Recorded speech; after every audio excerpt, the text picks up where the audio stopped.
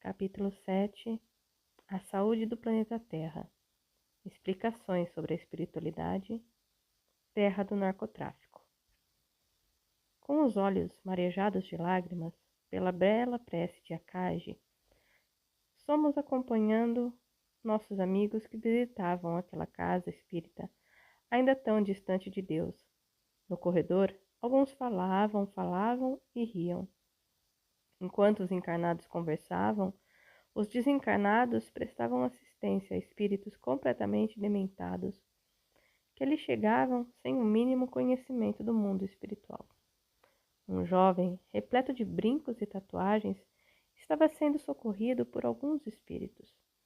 Havia desencarnado por acidente de trânsito e gritava pela mãe.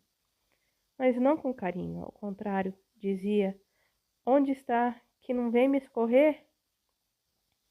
Tentamos nos aproximar mais tarde, nos impediu, dizendo: "A casa tem um posto de emergência." Aquele garoto de uns 15 anos, completamente drogado e alucinado, ali se encontrava por ter dado fim à sua vida física.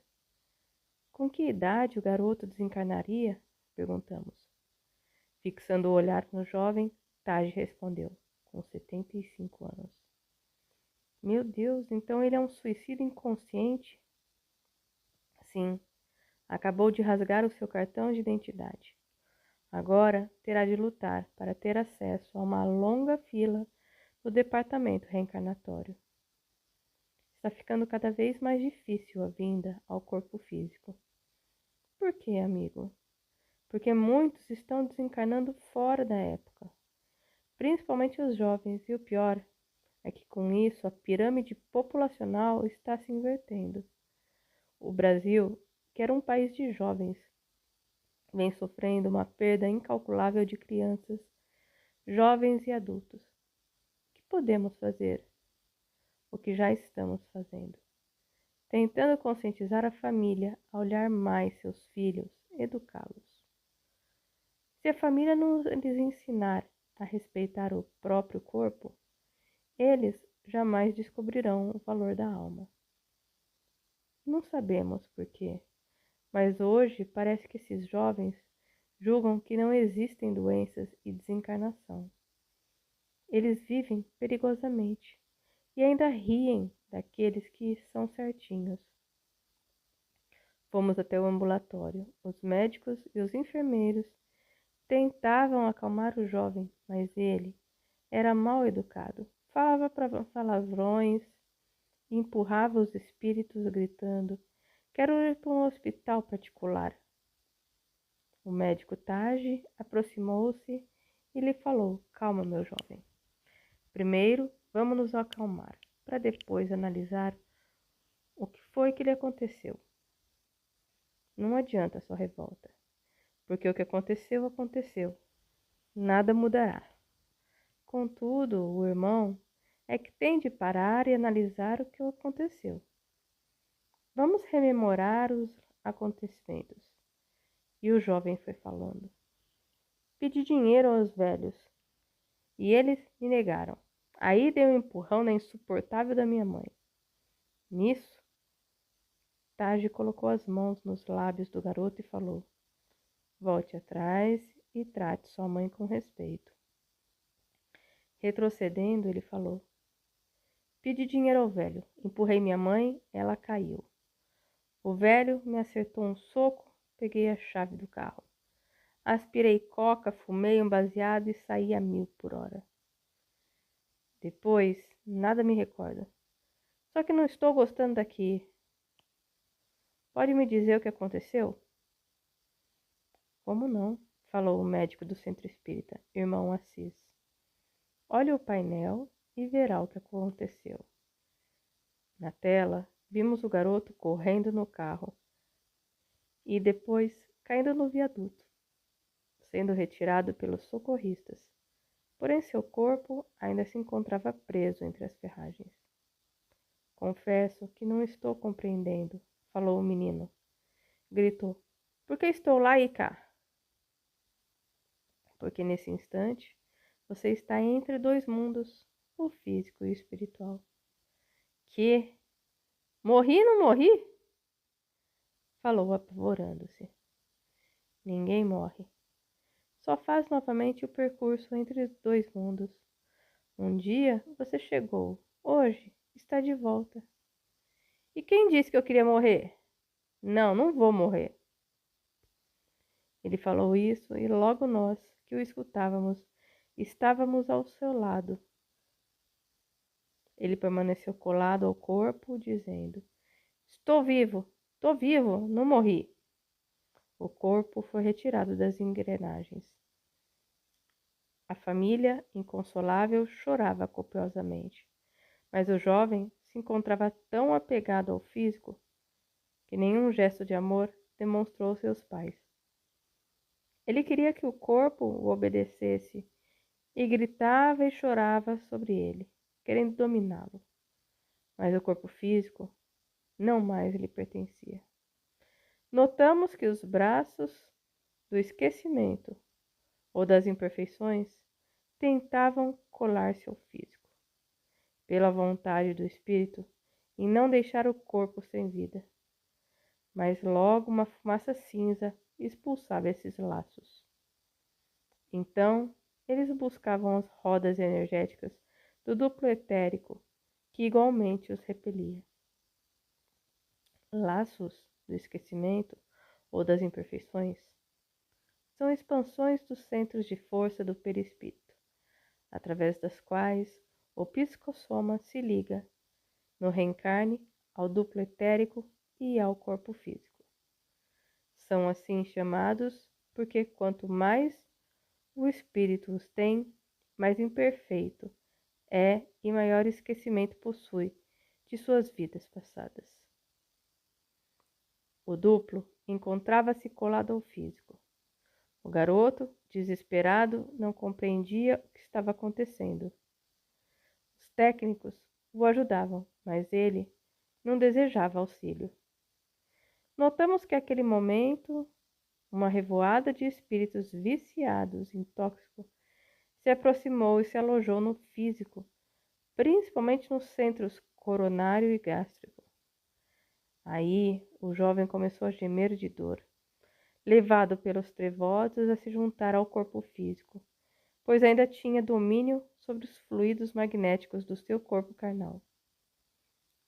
Estávamos nervosíssimos, pois queríamos nos aproximar do garoto para tirá-los das mãos dos trevosos, mas não estávamos com o raíto, isso é, os raiozinhos de sol. Tentamos chamá-los, mas fomos advertidos de que não o fizéssemos, pois estavam em outro trabalho. Nisso, um dos técnicos do desencarne, junto à sua equipe, dispersou com uma vibração fluídica de amor os trevosos que se assustaram e deixaram o corpo do garoto, que agora estava sendo levado ao IML. Os viciados desencarnados gritavam impropérios para o grupo de socorristas, e o garoto foi adormecido por uns instantes. Ele não será levado ao centro espírita? Perguntamos ao Dr. Assis. Apenas se o desejar. Vamos acompanhá-lo até o hospital e depois voltaremos à nossa colônia. Você não trabalha naquele centro espírita? Não, só levamos o garoto para ser socorrido. Mas o centro não tem um posto de atendimento aos drogados? O presidente reluta em falar de drogas. Que não acreditamos. Ali não se pode tratar de um dependente, principalmente nessas condições.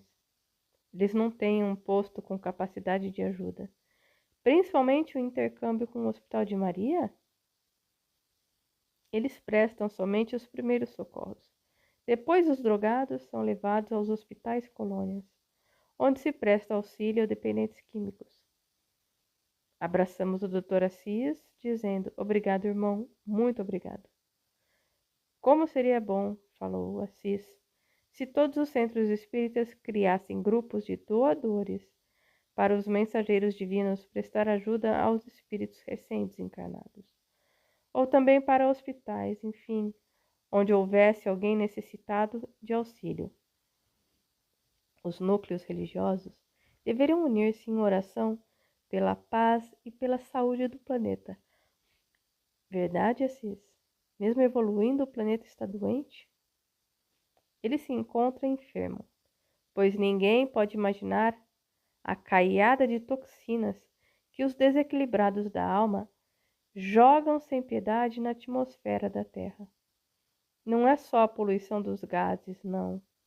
O que mais se vê hoje são os miasmas pesados do ódio, da falta de moralidade, da comunicação, da falta de Deus em muitos lares. E nessa guerra em que nos encontramos, como dizia Jô, temos de nos tornar bons combatentes. A casa, segundo os homens, joga um lixo no planeta.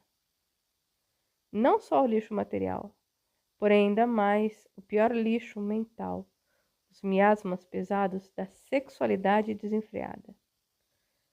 Os medicamentos descobertos para salvar a sexualidade hoje são coquetéis nas mentes doentias de pessoas insaciáveis que julgam que o corpo é que deve comandar a alma. Temos grupos de socorro que prestam auxílio em muitas festas, que levam dias para terminar, todas elas regadas a tóxicos e a esses remédios para a impotência. A ciência descobre e o homem abusa. Não sabemos até quando a sociedade aguentará tanta violação às leis da moralidade. Está cada vez mais comum o homem não respeitar o seu corpo e usá-lo do modo que bem desejar. O Dr. Assis nos informou que sua equipe, só naquele dia, dera assistência a 8 jovens, entre eles uma garota de 12 anos e o pior, a garota estava grávida. Toda essa vibração negativa que se alastra no mundo, continuou o médico, adoecendo a terra, que tenta expulsar essas toxinas. Quando isso ocorrer, o povo terá terríveis surpresas, que chamam de fatalidade, mas bem sabemos que não existe fatalidade, existe imprudência do homem, que veio até o mundo físico para novas oportunidades e não está se conscientizando de nada, só pensando em aproveitar o progresso tecnológico do planeta. Nesse momento, os cientistas analisarem a psicosfera do planeta terão surpresas, pois verão que o eixo da Terra está se alterando, o que fará com que todo o clima se modifique. Quando a natureza devolverá ao homem o que ele está jogando sobre ela. Não diga, doutora Assis. Essa ocorrência com o eixo da Terra já não era esperada? Não é por causa do progresso do planeta? O que vem ocorrendo com o eixo da Terra já era esperado, em obediência às leis da natureza. Entretanto, o que ocorreria naturalmente, levado por uma ordem superior, não acontecerá, porque a natureza está sendo agredida de tal maneira que o eixo do planeta está se modificando com os miasmas pesados das vibrações perniciosas de alguns encarnados, como se estivessem enferrujando toda a máquina do equilíbrio ecológico. Ódio, os estupros, os tóxicos, o tráfico, os assassinatos frios, a prostituição generalizada, e não, como era antigamente, a falta de pudor. A sexualidade pervertida, tudo isso está poluindo o planeta azul. E mesmo a Terra conseguindo, para receber o troféu do planeta regenerado, hoje, infelizmente, uma turbulência violenta dos encarnados a está levando a um desequilíbrio atmosférico. E essa promiscuidade moral está atingindo não só o eixo da Terra e todo o sistema solar, como também os mais novos habitantes do plano físico, as crianças, os adolescentes e os jovens. Os crimes mais terríveis serão praticados por jovens, assim como por crianças. E por quê? Porque a criança, o adolescente e o jovem se alimentam mais dos fluidos magnéticos que mantêm o equilíbrio ecológico, os quais, para defender a Mãe Terra, chegam em menor quantidade aos encarnados, principalmente quem mais precisa, as crianças, os adolescentes e os jovens. E como resguardá-los? A família pode formar núcleos de oração, os quais fazem aumentar os fluidos magnéticos que fortalecem não só os jovens, como todos os encarnados. Hoje, porém, ora-se muito pouco, e jogam-se fora a cada segundo preciosos fluidos e também energias salutares. Nota-se que a cada minuto surge uma nova doença, principalmente as que atacam o sistema nervoso, tudo por falta de fluidos magnéticos que o homem tem de aprender a manipular através da fé, da oração e principalmente do amor a Deus e ao próximo. Quem tem um coração repleto de ódio está morrendo a cada instante. Será vítima do próprio veneno e seus lares estarão sempre em desarmonia porque não sabem respirar a paz. O mal da humanidade é que ela não quer aceitar o mundo espiritual. Ela não crê em Deus, no seu poder, na sua glória. O homem não acredita nem na fragilidade do seu corpo. Ele não o conhece, vivendo o dia a dia, concentrando-se nas conquistas da matéria, nos desacertos familiares e sentimentais, nas vitórias profissionais. Enquanto isso, corpo e alma são ignorados. Tudo isso o leva ao estresse, o que causa a produção de cortisona endógena, agravada por uma vida sem exercícios físicos, pelo uso do cigarro, pelo consumo de álcool e drogas. Embora até os encarnados achem bonito e gostem de seus corpos de carne, saibam que da qualidade desse corpo depende a qualidade da vida que levam. Muitas vezes, o corpo emite sussurros de socorro, mas a alma, materialista, ignora os avisos e não procura olhá-lo, tratá-lo com cuidados preventivos. O materialista nunca dispõe de tempo para fazer uma reflexão sobre sua conduta e quais são as prioridades da alma e do corpo. O que o ser encarnado espera do futuro, então? Os encarnados têm de se conscientizar de que o amor e a disciplina de vida são um santo remédio para a saúde integral. Eles precisam ter consciência de que o corpo físico é frágil, mas que ele tem no seu comando a alma, que é eterna e que tem o poder e a força de o corpo cuidar quando está ligada a Deus. Devem os encarnados, principalmente os que se dizem espiritualistas, lutar para não perder a autonomia ou a liberdade de decidir a busca das coisas de Deus. Torna-se preciso a conscientização de que a essência de nossas prioridades na vida não estão equivocadas, de que a alma é que dirige o carro físico e a gasolina é o fluido vital. Portanto, não é o corpo que comanda a alma. Por que as dúvidas? Quem criou o espírito? Se o homem não cuidar da sua alma e do seu corpo, logo sentirá a poluição do planeta, porque apegado à matéria, não aprendeu a buscar o ar no pulmão universal, que é Deus, nosso Pai amado. Ali, diante de um jovem sendo socorrido, tivemos uma bela aula. Enquanto os socorristas físicos atuavam sobre o corpo, a equipe espiritual amparava o espírito do jovem materialista. O Dr. Assis falou a Akage: quando desejar, pode levar seu grupo até o Hospital Escola. Lá estaremos às suas ordens. Aproximamo-nos dele e perguntamos: podemos ir também? Podemos fazer algumas perguntas agora? Ele nos interrompeu dizendo: não.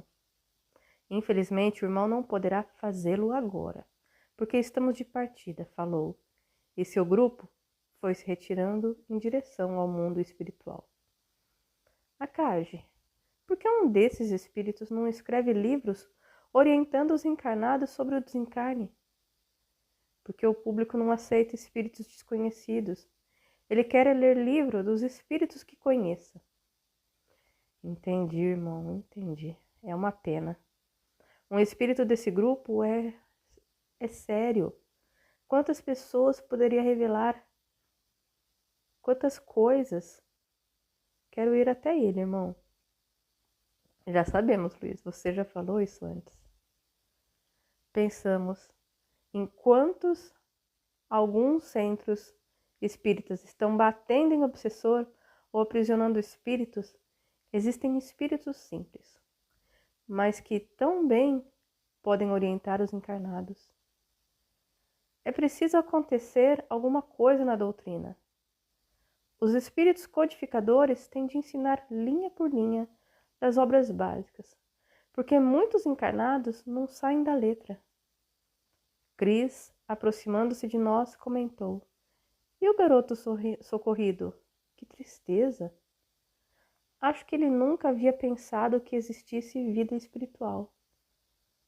Apegados às coisas materiais, seus pais não tiveram tempo de apresentar-lhes Deus. E será que os coitados dos pais serão consolados? Acho que eles até deram graças a Deus, porque o garoto só estava aprontando. Nosso pequeno grupo andava pelas avenidas e ruas daquela cidade e logo presenciamos um tiroteio. O lugar ficou sem luz, tudo estava às escuras. Balas e mais balas eram disparadas de todos os lados. Os transformadores eram destruídos. Coitada da rede elétrica, até ela sofre com a violência. Os traficantes dominavam outro grupo rival. A guerra era entre eles. A polícia encontrava-se no meio do tiroteio e nós ali estávamos cercados de balas por todos os lados. "O que estamos fazendo aqui?" perguntamos. Passamos por essa via expressa apenas para filmar os acontecimentos para os alunos das faculdades de socorro. "É só para isso que estamos aqui, cercados de tiros por todos os lados?" "Muito bem, ficaremos aqui até amanhã?" "Não, irmão, já estamos indo embora. Antes, vamos chegar perto do vulcão." E à medida que entrávamos na guerra para socorrer os inocentes e livrá-los das balas perdidas, vimos crianças caídas, feridas e maltratadas, mas também defrontamos com meninos de seus 12 anos atirando sem parar. Nosso grupo, apesar de pequeno, tinha muita experiência e muitos nos pareceram até que se materializavam, tamanha participação naquela guerra fria. As balas pareciam fogos de artifício zunindo em nossos ouvidos. "Luiz, isso é uma guerra. Por que as autoridades desse estado não tomam sérias providências?" perguntou Cris, bem junto a nós. "Sabe, Cris, há quase 30 anos falamos sobre o tráfico no Brasil. Infelizmente, tudo o que narramos nos livros tornou-se realidade. Até as drogas desconhecidas fomos nós o primeiro a falar que elas existiam. E o que temos recebido? Somente crítica. No início, muitos julgavam que era fantasia o que escrevíamos, mas acreditamos que não pensem mais assim. Logo, estávamos no alto comando do tráfico. Eles pareceram receber a nossa presença, quando um deles falou, gozado: "Sinto como se estivesse sendo vigiado. Parece que é um batalhão aqui dentro."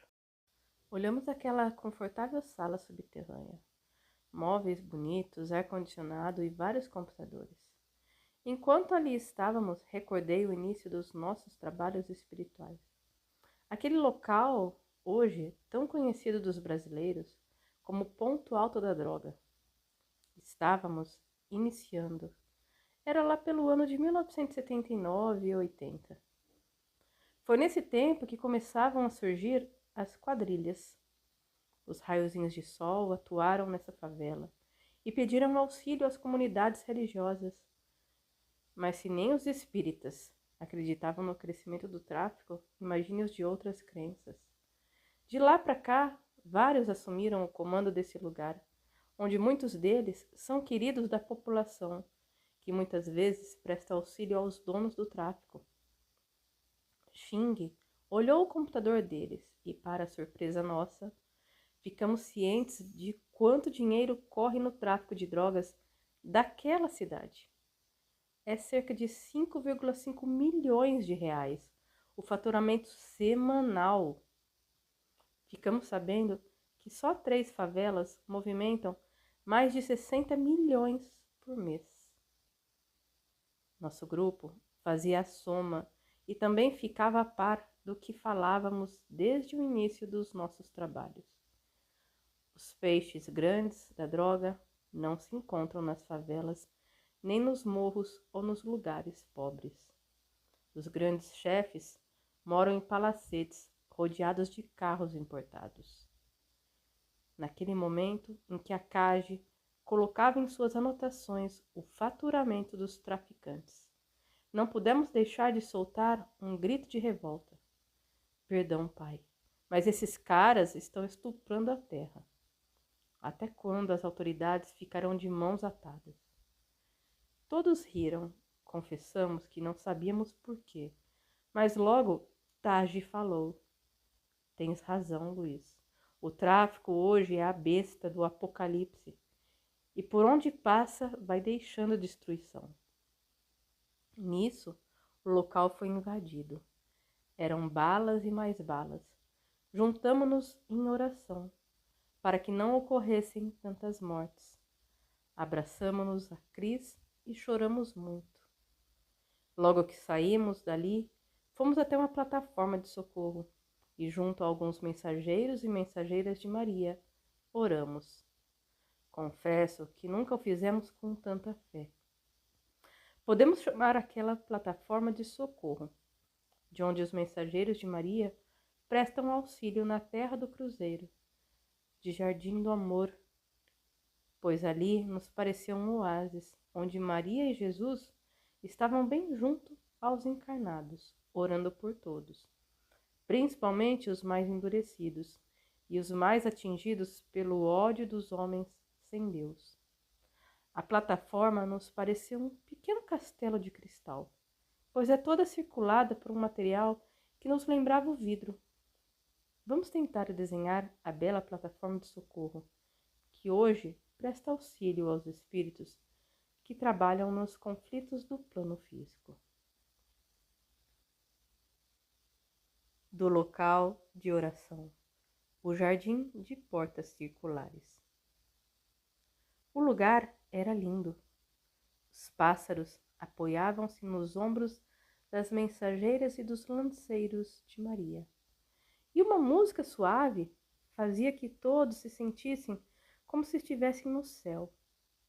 No momento em que orávamos, parecia que uma chuva bem fininha caía sobre aquela guerra fria e cruel. Estávamos tão felizes que nem percebemos a mão de Tage sobre nossos ombros, chamando-nos para nos retirarmos. Já? Nós nem chegamos, falamos. Ele apenas sorriu e nós o seguimos. Logo, estávamos em outra plataforma, que era um amplo auditório ao ar livre, onde os socorristas e as hortênsias lilazes apresentavam os últimos relatórios sobre o inferno dos tóxicos. Ali eram projetados filmes sobre os traficantes brasileiros, nos quais os víamos aliando-se com os cartéis de outros países. Eles estavam gerenciando uma nova rota de entrada de cocaína no Brasil, agora pelas fronteiras, e não a rota tradicional, na qual a droga vinha de avião. Os traficantes estavam preocupados com a lei do abate. Lei esta que os raiozinhos de sol lutam para que as autoridades tornem real. A lei do tiro de destruição, conhecida como Lei do Abate, que entrou em vigor em 17 de outubro de 2004, autorizando caças da Força Aérea Brasileira a derrubar aviões clandestinos que se recusarem a cumprir ordens de identificação no espaço aéreo brasileiro. A Lei do Abate permitirá a derrubada de aviões usados pelo narcotráfico. Todos sabemos que uma poderosa organização armada de certo país instala-se em alguns países e esses chefes são bilionários. O transporte de cocaína para o Brasil é uma triste e cruel realidade. E, infelizmente, nossa polícia não está equipada como deveria. Os policiais contam com a ajuda do alto. Eles nem sabem que os espíritos os ajudam quase corpo a corpo. Como na época de Moisés, os espíritos salvavam os hebreus da fúria de outros países. Assim é hoje. Traficantes bem armados partem para cima dos policiais, com armas sucateadas. Mas Deus está ao lado deles, os defensores da sociedade. Muitas grandes cidades e os mercados europeu e americano são abastecidos por essas rotas que envolvem várias fronteiras do Brasil. Sempre falamos de certas fazendas cujas pistas de pouso são pontos por onde chega a cocaína. É dessas belas e ricas fazendas que saem as drogas. Agora, a organização deslocou-se para um país vizinho, e de lá a droga vem de automóvel em pequenas quantidades para o Brasil. Nos automóveis sempre há uma família com idosos e crianças, para não despertar suspeitas. Os cartéis da droga estão se unindo com os brasileiros. Há quanto tempo nossos livros já alertam tal fato? Não era o Luiz Sérgio quem falava, sim uma pleiade de espíritos que estão lutando para que o Brasil venha a se tornar a pátria do Evangelho, já que bem sabemos que é o país do grão que abastecerá o planeta. Falando nisso, pulamos e gritamos: Viva o Brasil! Todos nos olharam, mas jogamos beijos e beijos para o nosso elo e idolatrado chão, onde não será meia dúzia de malucos que mudarão os planos de Deus. É com pesar que analisamos as atitudes de alguns espíritas que procuram destruir nossos livros, dizendo serem antidoutrinários. Que doutrina é essa que eles afirmam ser a dos espíritos, se eles nada estão fazendo para defender seu próximo? Os ditos donos do espiritismo apenas vivem trancafiados nos seus centros espíritas, longe de uma cruel realidade, a falência da sociedade e a morte da família. Será que os espíritas que conhecem o livro dos espíritos não assimilaram seus ensinamentos quando ele trata de tantos fatos atuais? Que fazem esses respeitáveis senhores dentro de suas casas espíritas apenas? Como na era da Inquisição, estão querendo queimar livros e médiuns. Ora, como o ditado popular diz, o tempo é o senhor da razão. Hoje não temos tempo de ficar brigando uns com os outros, pois a terra chora junto a nós. É o pai que está sendo assassinado pelos filhos drogados. São pais que, em legítima defesa, matam seus amados filhos. São famílias assassinadas pelos filhos completamente doidões. E a doutrina de braços cruzados? Por achar que a droga é só coisa de polícia, que deve ser ignorada enquanto as casas espíritas nada estão fazendo para tornar o jovem um homem de bem, que amanhã será útil à sociedade. Congressos, palestras e encontros deveriam ser realizados para uma melhor orientação em cada casa espírita. Deve ser mais fácil atacar do que construir. Contudo, nesses anos todos, nenhuma vírgula do que pusemos em nossos livros. Alguém teve prova para dizer que é mentira. Falamos e, infelizmente, tudo aconteceu. Vamos a almoços ou a tardes de tortas em alguns centros e deparamos com jovens mal educados, que sujam as toalhas, que furam as filas, famintos, loucos para transbordar os pratos com docinhos e tortas. Entretanto, busquem uma casa bem orientada e notem a diferença. Jovens com roupas normais que nunca furam filas, que têm educação em uma reunião social, que por onde passam deixam escrito em letras perfumadas: somos jovens espíritas de Jesus. Saiam de suas tocas e, em vez de atacar obras que tentam ajudar os jovens, pelo amor de Deus, não atrapalhem a juventude de suas casas. Deem-lhe a oportunidade de sentar-se em um grupo onde se estuda a codificação, pura como ela é, linha por linha, sem fanatismo, sem idolatria, por esse ou aquele médium. Cuidem de sua mocidade. Deem aos jovens não somente trabalho em campanhas de caridade, deem-lhes a oportunidade de frequentar grupos de estudo para conhecer Kardec, e não homens prepotentes, pseudo-sábios, que nada sabem de doutrina, porque quem sabe de doutrina procura viver como um espírita verdadeiro. Só teoria, sem obras, é pior do que o mar morto. Mais mal faz a doutrina do que nossos caluniadores. Ali no painel, divisávamos a rota terrestre da cocaína. Porém, a irmã Celina, espírito encarregado da psicografia, não deixa que colocamos aqui um mapa com a rota das drogas. Você, leitor, preste atenção. Em nossa editora, os livros não saem como em outras. Todos eles levam tempo para ser analisados. Contudo, é fácil, todos os dias, colocar livros na praça, não é mesmo?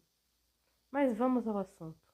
Por causa da lei do abate, a cocaína será enviada em pequenos aviões, que partirão das pistas clandestinas construídas pelo sul de um certo país.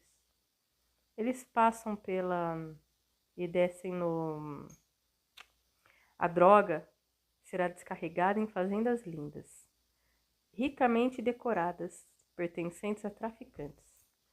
Os aviões retornam lá levando dólares e armas compradas em território.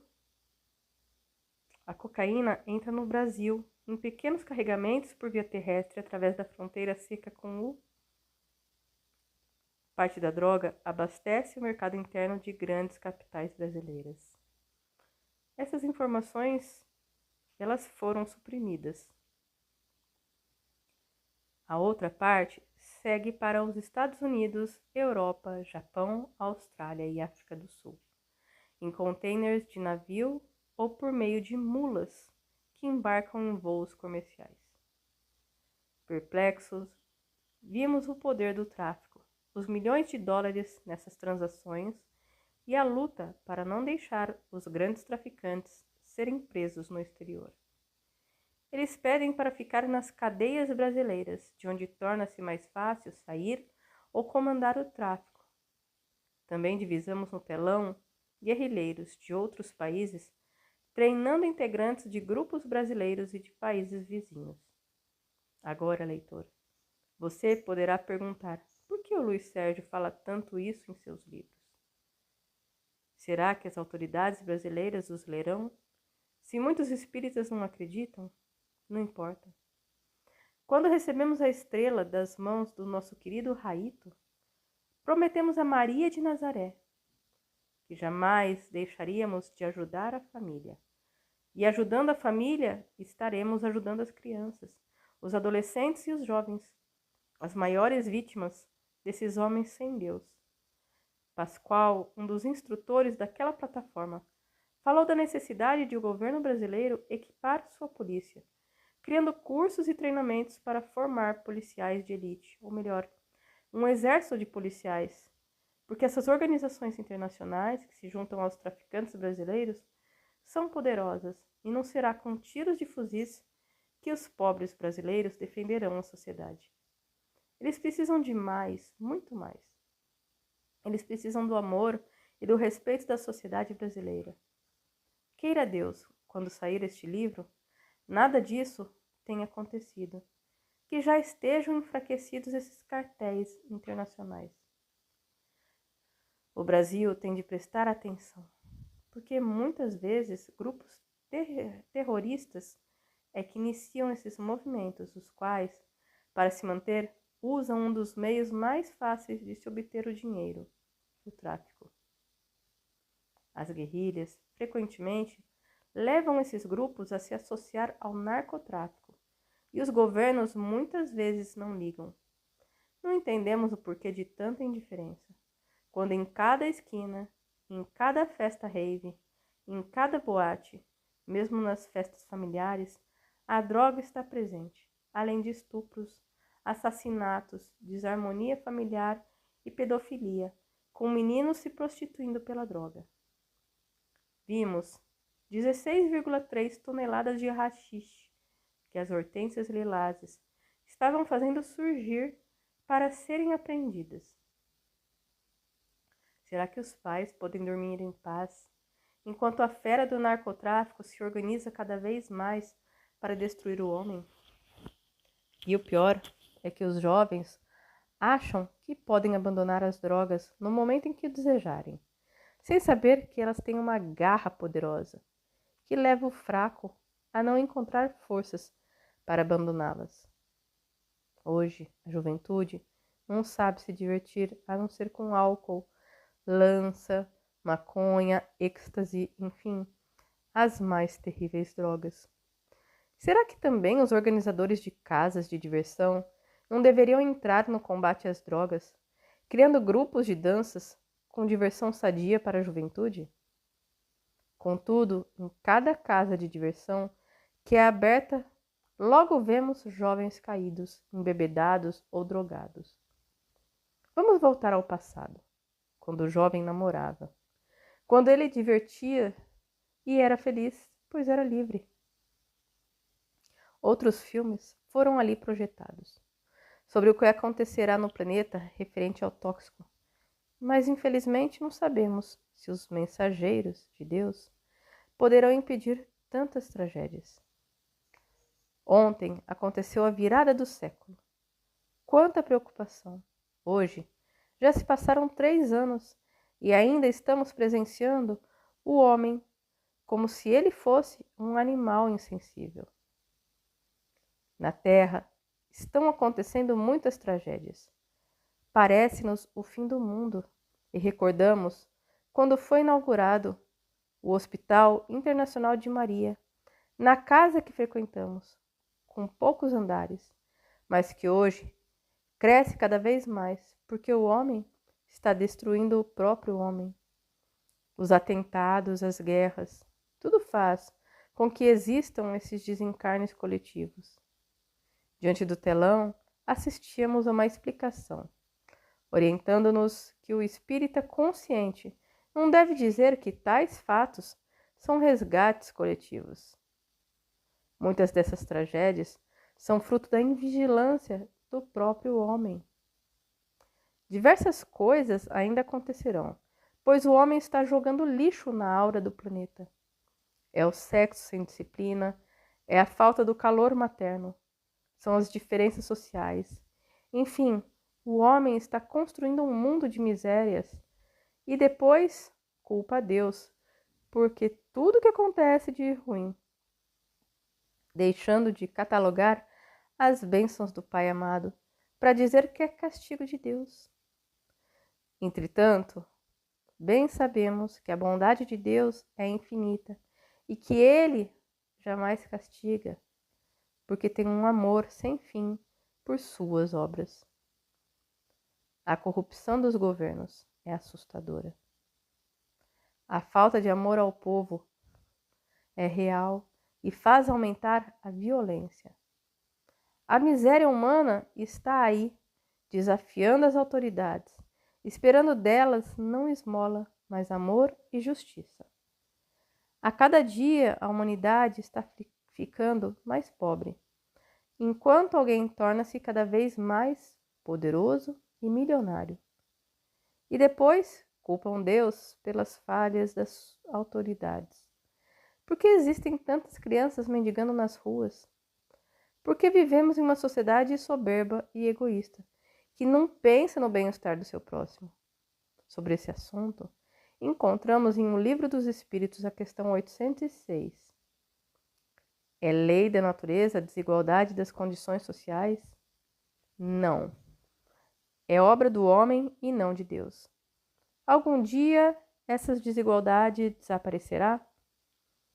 Eternas somente as leis de Deus o são.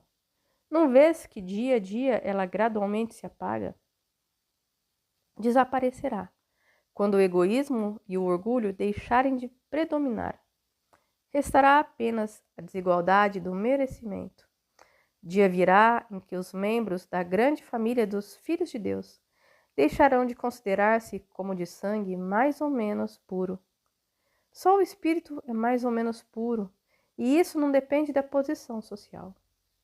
Olhando aquele painel, nosso coração chorou ao perceber que muitos jovens desencarnarão sem terem cumprido sua tarefa reencarnatória.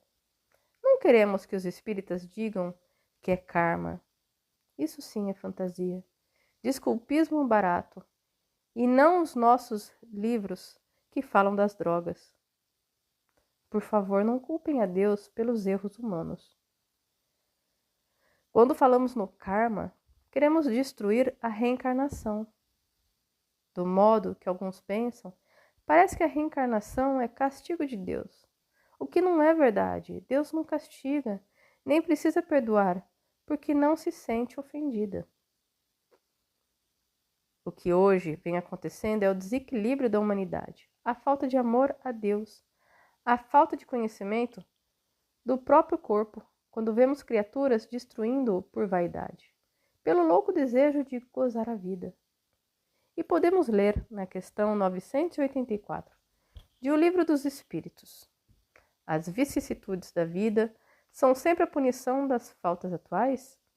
Não.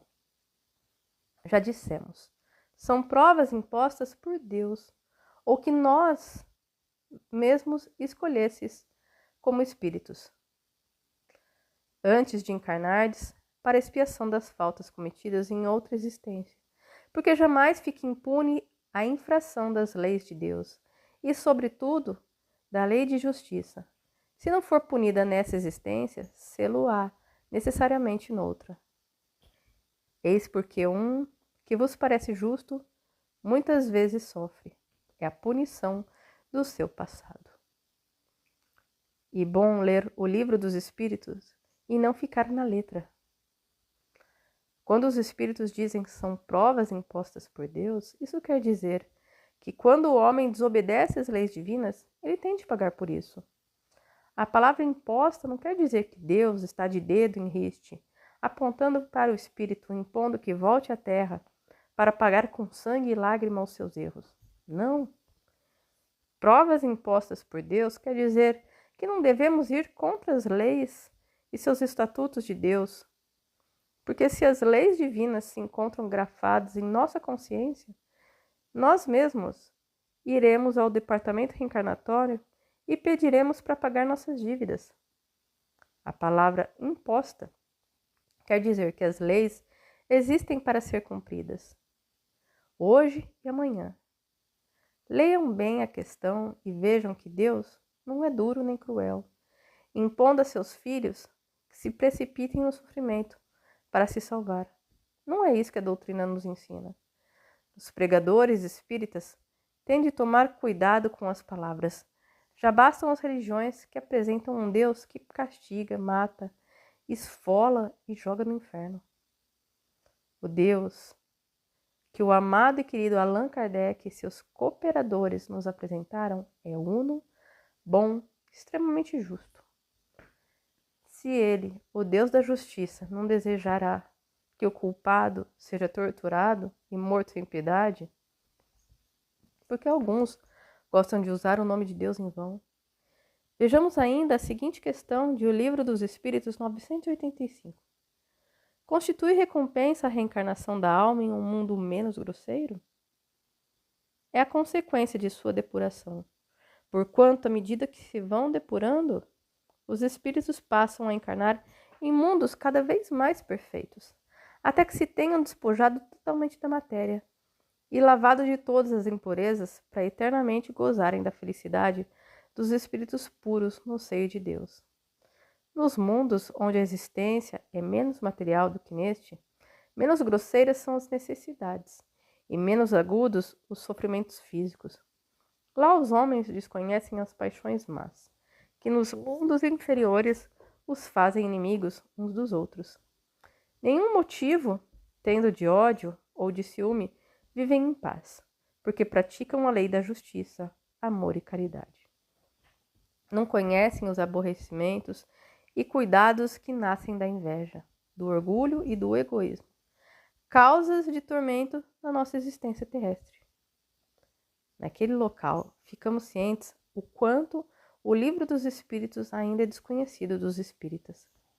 Muitos dizem que o leem, mas se o fazem, ainda não o compreendem. É triste o espírita cavernoso para quem tudo é karma, tudo é umbral, tudo é obsessor. A doutrina é linda e nos apresenta a Deus como Ele é, bom e justo. Ele ama todas as suas obras. Nisso, presenciamos algo terrível, a fúria da natureza. A limpeza do planeta, as vítimas. Fatalidade? Perguntou o instrutor. Hoje, aqui estamos para ajudar os encarnados, mas infelizmente, muitos não desejam ser ajudados. A natureza está vivendo um momento difícil. O eixo da Terra está se modificando tanto que os dias ficarão cada vez menores. Esse fato vem ocorrendo com o eixo da Terra, porque ela está se preparando para se tornar um planeta regenerador. O clima está mudando. Há muito calor em certos lugares e em outros muito frio. Muitos dizem fatalidade. Podemos ler a questão 851 de O Livro dos Espíritos. Haverá fatalidade nos acontecimentos da vida, conforme ao sentido que se dá a esse vocábulo? Quer dizer, todos os acontecimentos são pré-determinados? E nesse caso, que vem a ser do livre-arbítrio? A fatalidade existe unicamente pela escolha que o espírito fez, ao encarnar desta ou daquela prova para sofrer. Escolhendo-a, institui para si uma espécie de destino, que é a consequência mesma da posição em que vem a achar-se colocado.